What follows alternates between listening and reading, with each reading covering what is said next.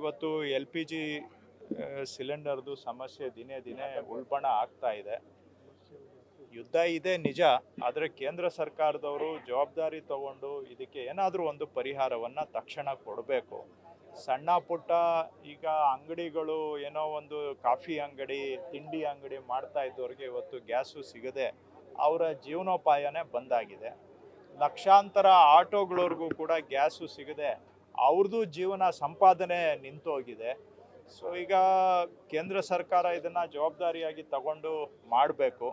ಯುದ್ಧ ಸದ್ಯಕ್ಕೆ ತಾತ್ಕಾಲಿಕ ಕದನ ವಿರಾಮ ಘೋಷಣೆ ಮಾಡಿದ್ದಾರೆ. ಸೊ ಅದರಿಂದ ಆದರೂ ಈಗ ತಕ್ಷಣ ಪರಿಹಾರ ಕ್ರಮವನ್ನು ಕೇಂದ್ರ ಸರ್ಕಾರ ಈಗಲಾದರೂ ಇದಕ್ಕೆ ಮಾಡಿಕೊಟ್ಟು, ಯಾಕಂದರೆ ತುಂಬ ಲಕ್ಷಾಂತರ ಜನ ದಿನದ ಸಂಪಾದನೆ ನಿಂತೋಗಿದೆ ಅವರಿಗೆ. ಸಣ್ಣ ಪುಟ್ಟ ಹೋಟ್ಲು ದೊಡ್ಡವ್ರಿಗೆ ಹೆಂಗೋ ಬ್ಲ್ಯಾಕ್ ಮಾರ್ಕೆಟಲ್ಲಿ ತಗೊಳ್ತಾರೆ, ಅದೇನೋ 4,000 5,000 ರೂಪಾಯಿ ಕೊಟ್ಟರೆ ಬ್ಲ್ಯಾಕ್ ಮಾರ್ಕೆಟಲ್ಲಿ ಸಿಗುತ್ತೆ ಅಂತ ಎಲ್ಲ ಮಾತಾಡ್ತಾ ಇದ್ದಾರೆ. ಸೊ ಅದನ್ನು ಕಂಟ್ರೋಲ್ ಮಾಡೋಕ್ಕೆ ಯಾಕೆ ಆಗ್ತಾ ಇಲ್ಲ? ಲೀಗಲ್ ಆಗಿ ಸಪ್ಲೈ ಸಿಗೋದಿಲ್ಲ, ಆದರೆ ಬ್ಲ್ಯಾಕ್ ಮಾರ್ಕೆಟಲ್ಲಿ ಹೆಂಗೆ ಸಿಗ್ತಾ ಇದೆ? ಇದು ಆಡಳಿತ ವೈಫಲ್ಯ ಹೌದಾ ಅಲ್ವಾ?